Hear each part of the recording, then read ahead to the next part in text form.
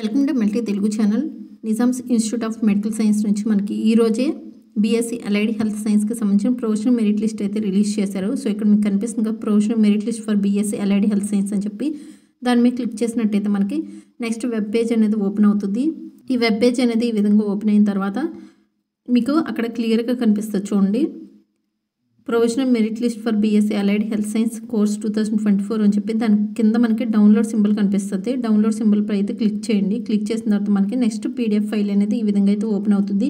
మీరు ఇక్కడ చూడొచ్చు డేట్ కూడా 4/10/2024 provisional merit list for BSc allied health science కోర్సెస్కి సంబంధించి ఓవరాల్గా మనకి 33 పేజెస్ అయితే ఉంది. సో ఇందులో మీ యొక్క నేమ్, మీకు హాల్ టికెట్ నెంబర్ ప్రతిదీ కూడా మీకు ఇన్ఫర్మేషన్ చెక్ చేసుకోండి.